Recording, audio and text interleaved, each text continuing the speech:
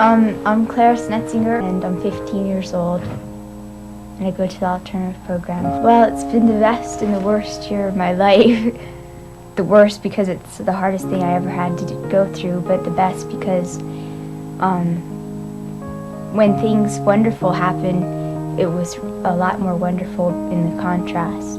In mid-December of 1985, just before Christmas, I was giving Claire a hug and felt this peculiar lump on her back. And I said, what's this bump on your back, Claire? And she says, I don't know, what's there? And then like 2 days after Christmas, I had to go and have my operation. And then on New Year's Eve, they told me that I'd probably have to have chemotherapy. It was a fun holiday. Tuesday, December 2nd, 1986.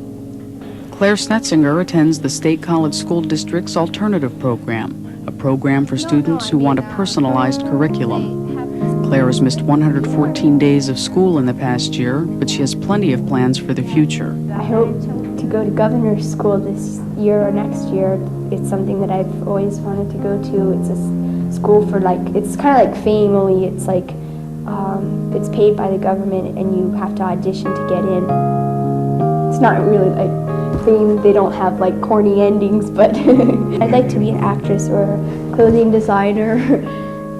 But most of all, I want to live a happy life. We learned later that she really has a rare kind of tumor that's very hard to control, and that she's in a very high-risk category. Most 14-year-olds don't come in face-to-face contact with people who die. And during this past year, we've known something like 13 people who have died. I felt like I was going to lose everybody that was close to me. I had these fears because all the time I had always become good friends with somebody and then they would die. And people I wouldn't even think would die.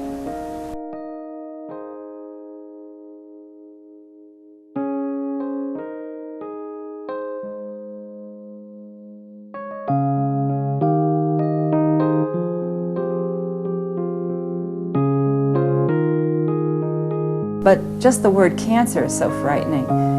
And we spent time crying and worrying. Chemotherapy is a very debilitating experience when it's given in the kind of doses that Claire has received. She got so that she couldn't even hear the word chemotherapy without becoming nauseated. I mean, she would be so sick, she would be vomiting 10, 12 times a day and night for 3 weeks. So I went to Children's Hospital of Philadelphia, and when I came back, everyone in the whole world knew about it because my mom has this way of telling everybody, even the grocery store man. And it was really embarrassing because my mom would sit down and say, gosh, the most awfulest thing happened, and she would go on and on about how I'd have cancer. I'd be just sitting there like, oh my gosh. And I didn't really want anybody to know because I didn't want anybody to feel sorry for me or anything like that because I hate that.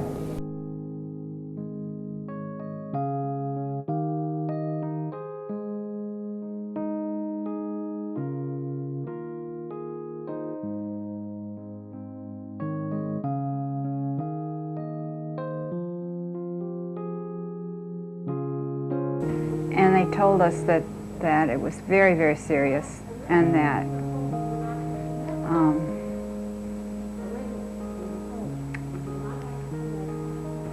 she might not have long to live.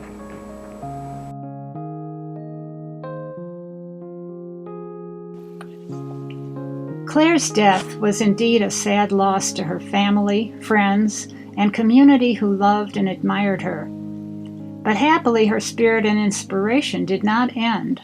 Local students continue Clare's legacy with an annual blood drive, which Clare initiated before she died. It has continued for 24 years at the Delta program. In celebration of Clare, her former classmate, who was a dear friend and an artist, Mark Pilato, created a bronze sculpture entitled "She's Alive in My Mind." It is a testimony to the continuing influence of Clare's life. Positioned outside the Medical Sciences building in State College, its beauty and message inspire all who pass by. In 1999, Mary Kay and Craig Avedisian of State College formed a nonprofit organization called the Clare Fund. Its mission is to provide scholarships to high school students in Centre County who are talented in the visual arts and performing arts. By 2012, nearly $54,000 has been awarded to 92 students.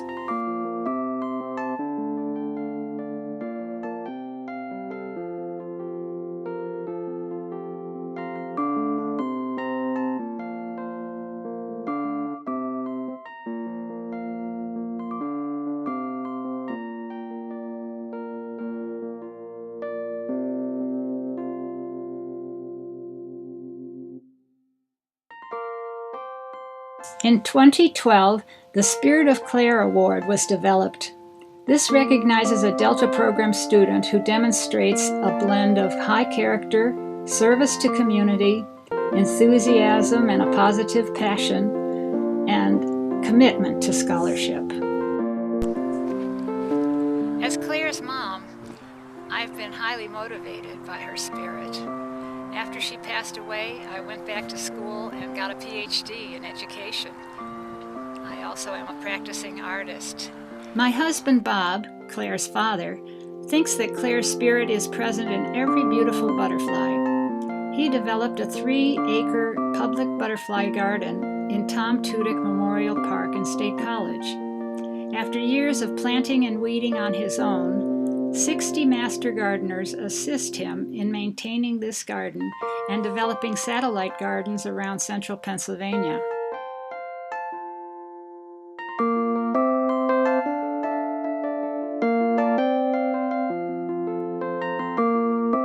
Clare's story illustrates to all of us that one's life, regardless of how brief, can have a positive and lasting impact.